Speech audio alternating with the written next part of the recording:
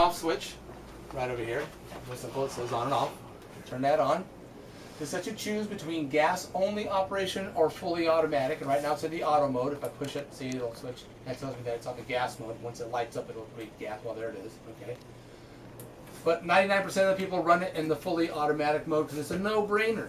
In that position, it'll automatically switch the boiler operation from between either propane gas or 120 volts AC, giving priority to 120 volts AC. Okay, so like right now we're plugged into shore power, it's running on electric. Okay. If I unplug it, it'll automatically switch over to gas. Plug it back in, it'll switch back to electric. So it's a no-brainer while you're driving down the road, it'll do its own thing. So just leave it in automatic. Okay, that's what I was going to ask. When you're driving down the road, because never having owned an RV, but having heard people describe. Still have your light on when you're battery down. Thank you. Didn't want me to turn it off. You wanted me to update something. Oh. Wants me to meet men or women. Would you? Hi, guy. Oh, yeah. Of course. That's what you get for the free app. You turn it. Did you turn it off? Yeah. Okay. So I was asking is, people said that you couldn't run your refrigerator if you weren't level. Is that true? What happens when you're going down the road and? Well, okay. First of all, do you understand how how these refrigerators work? Because there's no compressor in them. Okay. Okay. No. The Okay. look on my face should say no. Okay. So what it says, it is an absorption refrigerator. It's absorbing heat from the food compartment. Okay. It doesn't pump cold air in. It's removing heat. And what it has in the back there is an accumulator tank that is full of an ammonia-based solution. Okay.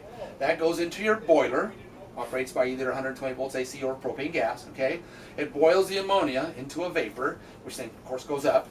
And then you have these condensate tubes that run down like this. Okay. And as the ammonia travels, it cools off, drawing heat from the inside of the compartment because it has a very low boiling point, so it'll actually draw the heat towards itself. And it comes back down. And I mean, there's some other things involved in there as well. It adds water to it and some hydrogen gas and stuff. But, hello. What did that And mean? hope we're not. There's once in a while we have a problem with the circuit breaker on the building, so hopefully that's not it. Anyhow, so it's a constant circulation. Okay, using heat to generate cold, if you will, by boiling the ammonia, going up, condensating, drawing heat from the thing, and then going back down again. So it requires the coach to be fairly level because it's gravity flow through the tubes that go through this. I wish they'd quit doing that. Well, that's what I was going to say. Are we? Geez, you know, I don't It hear raises questions. It's not the coach. It's the building. How do we determine? Although I don't hear the air conditioning kicking off either. So which has LEDs have a little more sensitive than that. But if it cuts out completely, then I'll go check the circuit breaker. We'll see. And these are all Nobody just else the plugged in, so. 12 volt DC that are running right now that are flashing. But we're converting because we're plugged in 120 volts AC. Okay. We're converting power with that. So Okay. if one leg is having a problem, it'll do some of that. Okay. And hopefully, we've got an electrician on call to come and fix that thing. So hopefully soon. So anyhow, so it relies on air movement through the bottom. That we removed that panel. It relies on air coming in through there and exiting out the top. So with thermal venting, it'll cool the ammonia solution as it comes through the tubes. And as it cools down with air flowing through it, it'll draw the heat out of this compartment. Okay, which is why if you're, for instance, at the Colorado River in August, blazing hot, right? And it's a dead air day with no movement. Sometimes the refrigerators have a hard time keeping up. There's no air going through there. In which case, if that happens, just install like a little computer fan, a little 12 volt fan of some sort in there. You don't need a gale force wind, just any kind of air movement, and it'll improve the efficiency tremendously. If it's a dead air day, nice days like this, you're moving down the road, don't have any problem. Now, that's if you're sitting still, okay? Which is why you need to have your refrigerator as close to level as possible for maximum flow and efficiency for the whole unit. You can be up to a half a bubble off at the extreme end of the efficiency rating on it, okay? And even that's not really recommended for any long period of time. You know, the closer you are to dead center level, the better off you're gonna be. But maximum is 1/2 bubble, which is considerable. You'd have a hard time sleeping with that. That's very uncomfortable to sleep in, okay? When you're driving down the road, you're going up and down hills and dips and moving and on and on and on. It's not going to bother the unit at all because you're not sitting still for any length of time on a high pitch like this. Okay. You know, you climb in a hill, Yeah, but for how long? Not hours on end, maybe half an hour or something, an hour, it's not going to hurt it. Plus the movement of the vehicle is going to make all of the solution flow as well. Okay. Now, is it recommended to drive with your refrigerator on while you're driving down the road? No. Liability concerns, of course, from the manufacturer are going to say you should never do it, on and all the official liability stuff, right? They tell you, no, don't do it. Do RVers do it? Absolutely. Every RVer I know does it driving down the road. Have I ever had a problem? Never. Nobody I know has ever had a problem with their RV running on propane gas while you're going down the road. Now, there are a few tunnels around in this country that are really, really long, and they'll be posted, no propane or LP fired appliances, blah, blah, blah, gas-fired appliances operating, so you have to pull over, stop, shut everything off, shut the tank, the valve on the tank off, and all that good stuff before you can proceed. Which, of course, you're going to have to do anyhow before you pull into a fueling station, because they don't want a spark going on while you're trying to fuel, So you turn it off and everything, that happen. So every RVer I know runs with the refrigerator running while you're driving down the road. So is it running on the propane while you're going down the road? Yes. Or? Yes. 12 volts DC for the controls, plus the propane for the boiler operation. Okay. To boil the ammonia solution. Yep, never had a problem. Everybody I know. Every RVer I've ever known has never ever had a problem with it.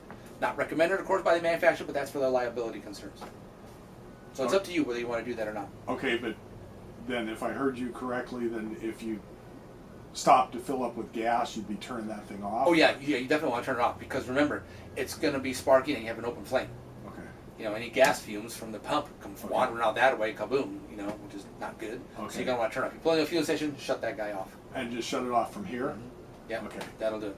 And then, do you need to close the tank? No, Okay. no. You can, but you shut off here. The Shut off gas here. is not going to be being used, not going anywhere. Okay. Now, when you go to fuel up with propane, they're going to ask you, did If you you got turn everything off inside? And you're going to say yes. And of course, he's going to be right there, so he'll shut the valve off himself. But he wants to make sure you don't have the furnace on, you don't have the refrigerator on, any of those kind of things. I did know one set of folks who came through here that's their child had some kind of a problem. I have no idea what it is. They ran their furnace even as they drove down the road.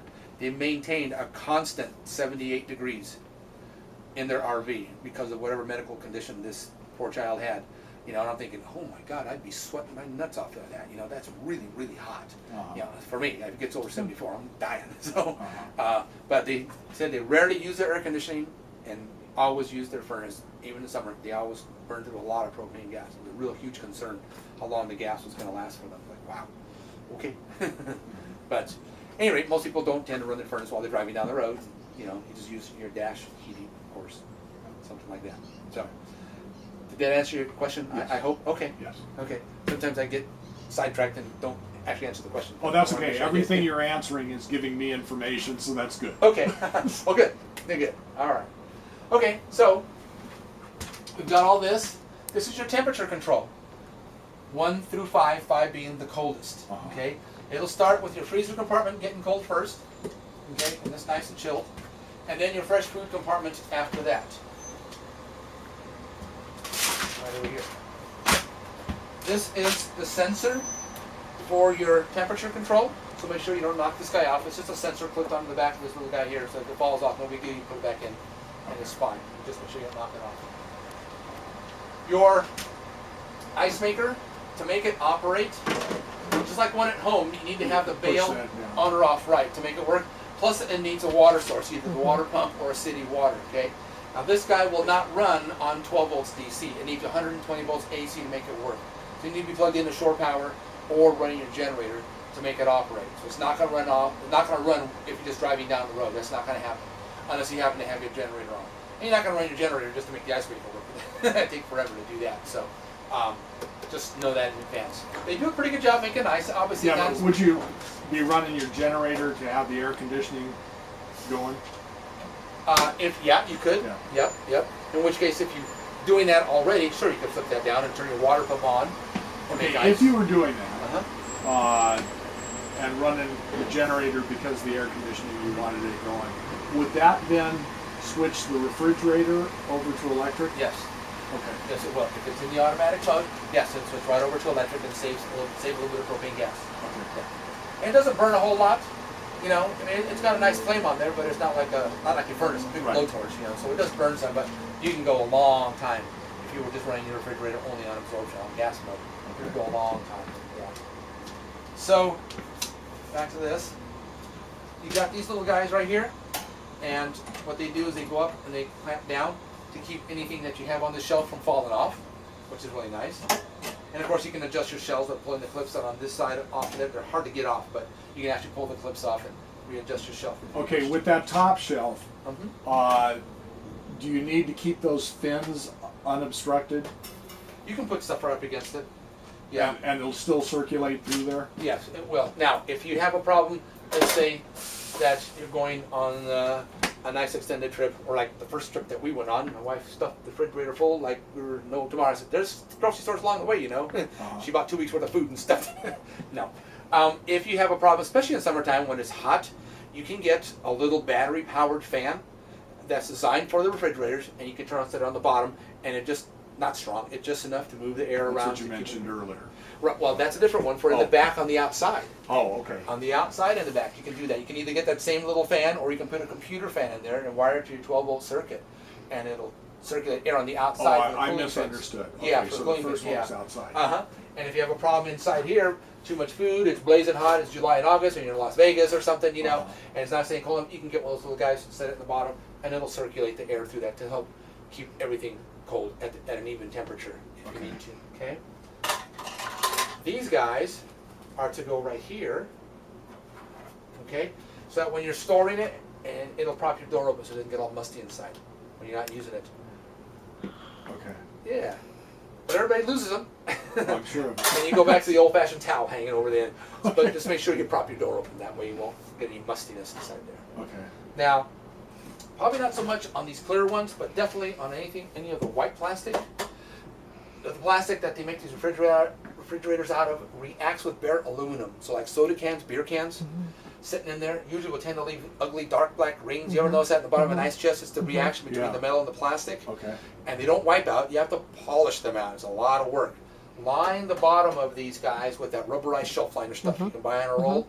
Keep aluminum away from the sidewalls. For instance, a dessert tray or something or other. Put something else in between so it doesn't rub while you're driving down the road, and it'll keep it looking nice and neat, just like this. So you don't have a problem with that. Okay. Okay. Allow 8 to 10 hours for it to stabilize. Okay, so you're gonna plug it in, turn it on the day before you're gonna load any food into it. Otherwise, it's not gonna get cold fast enough. And try to put pre-chilled food in there. Remember, it doesn't have a compressor; it's absorption. So if you put hot food in there, it's gonna take a really, really long time before it chills down. Plus, it'll affect everything else. So just make sure you do that, and you'll be good to go. Okay. All right. Air conditioning and heating is what we're going into